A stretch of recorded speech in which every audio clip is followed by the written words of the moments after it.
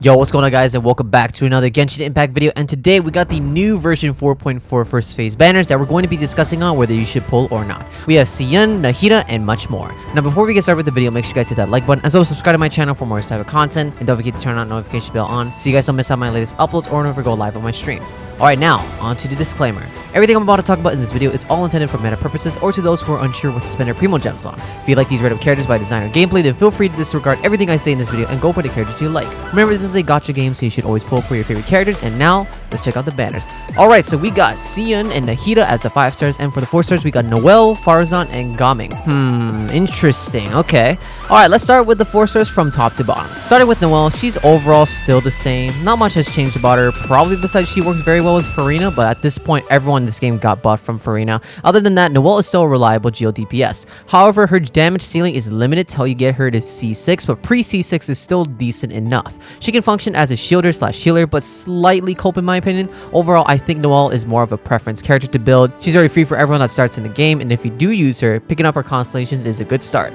Up next is Faruzan. She's basically the animal buffer for animal DPS characters. Faruzan being rated here was expected because she is a powerful animal buffer and potentially could synergize really well with Xianyun. However, this does bring down to probably her biggest issue is that her C0 to C6 is drastically different. At C0, she's a forgettable character, but at C6, that's when she becomes a god tier support for animal units. Her constellations basically solve majority of her issues, which is mainly energy recharge consistency. So in a way, if you're using her, same logic as Kuchusara, try pull for her constellations. But of course, if you aren't, then it's another unit you can ignore. And lastly, we have Gaming. He is the newest 4-star character in this update, and he is quite interesting. It's early to judge his value on this banner, but due to what he's designed for in his kit, he's automatically to me an optional character to own. He's mainly a power plunge damage dealer, so basically a 4-star shell. Like what I said earlier, he has potential, but it's too early to place where he can be in the meta. It's even possible that he will be not as used compared to other units. After all, he's in a tough competition in his element Pyro. Nonetheless, I think he's more of a bonus character to get when pulling on this banner.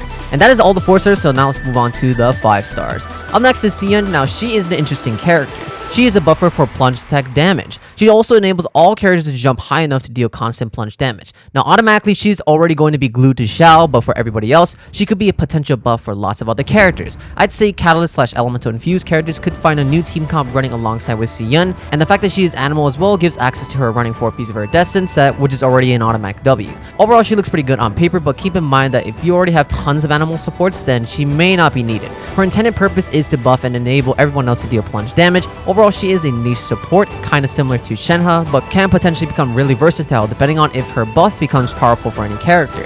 And finally, we have Nahida. She is the Dendro Archon, which already the name by itself sounds powerful. Ever since the element Dendro release, Dendro teams have changed the meta and still to this day are being used. And Nahida is arguably the best Dendro character to ever exist. Now the thing that makes Nahida so powerful is how her Dendro application is basically unlimited, and she can buff tons of things, such as Elemental Mastery while triggering Dendro related reactions on her skill. Overall, Nahida is so strong and is free to play friendly, so I would definitely consider going for her. And those are the character banners. Now let's move on to the weapon banner. And here's the weapon banner, which from first glance, I'm seeing a lot of sacrificial weapons here. Like, is this the first time we had this much? Honestly, this is a lot, man. Now, like usual, let's start with the 4 stars from right to left. Starting with the Sacrificial Greatsword, basically how the whole passive goes is it resets your cooldown of your elemental skill for a limited duration. Strong passive, but the weapon type isn't used as much compared to the other weapons here. It has potential of being really good, but for now, it's an alright weapon. Next up is Sacrificial Fragments, which is basically the same thing, except this has a subset of EM, so this is more useful of a weapon compared to the Claymore. This weapon really benefits for those that skills with EM such as Sucrose or Nahida.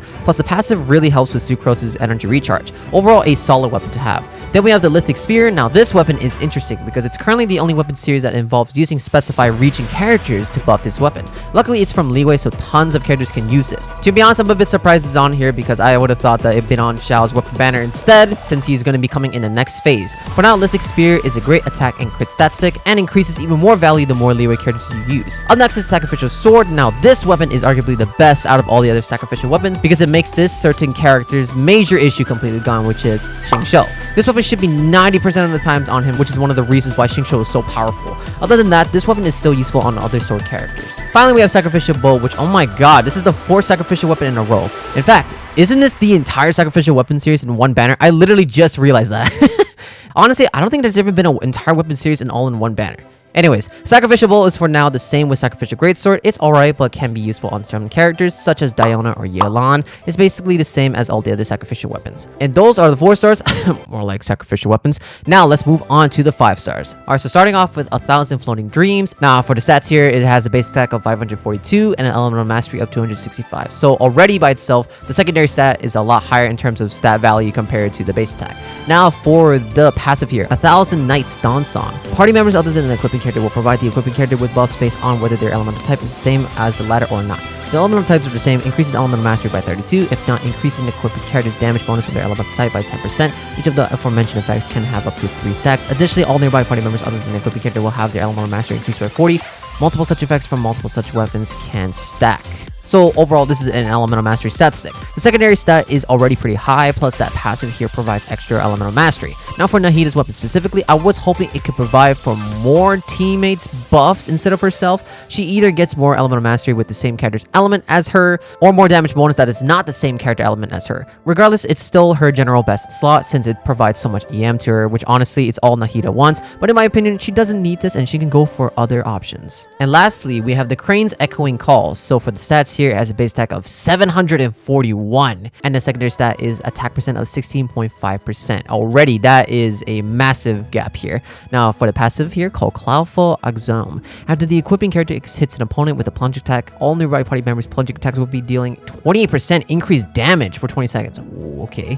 When nearby party members hit opponents with plunging attacks, they will restore 2.5 energy to the equipping character. Energy can be restored this way every 0.7 seconds. This energy regain effect can be triggered even if the equipping character is not on the field. Ooh, okay, interesting. Okay, so stat wise, again, the base attack is just ridiculously high, but that means the secondary stat value is a lot lower. But you know, the base attack does make up for it, so it's alright. This kind of does reminds me of Shenhe's signature weapon, but for Xianyun's weapon specifically, yeah, it looks pretty nuts, I'm not gonna lie, but only for plunge damage dealers. Xiao and Gaming is going to absolutely want this weapon on Xianyun to increase further plunge damage plus extra energy to Xianyun herself with every plunge stacks. Honestly, that already sounds really good. However, this passive is so unique and restricted to use that it's pretty much only useful for Xianyun and nobody else. I mean, if you can plunge attack every 20 seconds, then this is still usable, but again, this only buffs for plunge damage dealers, which there aren't too many as of right now, so it definitely looks pretty tempting to get for Xianyun, but luckily there are tons of other catalyst options, so you may not need this either.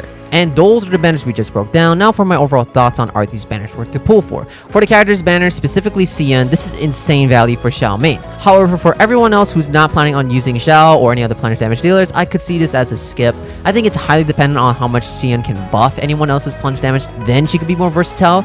But for Nahida, she's a great pull with and without her. Especially if you don't have her, I would highly recommend to pull for her unless for some reason you don't play with Dendro teams. Still, I would go for her since she's such a useful character to have on your account. In my opinion, I would go with Nahida in general, but for those who's looking forward to a potential Xiao buff / unique playstyle, then I would go for Xianyun. Then for the weapon banner, you know, I'm not really sure how I feel about this, to be honest. Pretty much all of the 4 stars are all sacrificial weapon series, which is pretty great, and if you do get lucky, getting a Lithic Spear is nice as well. But for the 5 stars though, I think I would only pull if you have both Xianyun and Nahida. Even if you have just one of them, I wouldn't pull on this banner. Both of those weapons aren't as versatile compared to other 5-star weapons that we've seen before, which is why I would skip if you don't plan on having both Xianyun and Nahida. But then again, it's my opinion, and both of those weapons are strong to have on them. And that's everything, so if you guys enjoyed this video, make sure you guys hit that like button as well as subscribe to my channel for more type of content, and don't forget to turn on notification bell on so you guys don't miss out my latest uploads or never go live on my streams. And that's pretty much everything, all I got. Thank you all so much for watching, and as always, until next time, stay epic and peace out.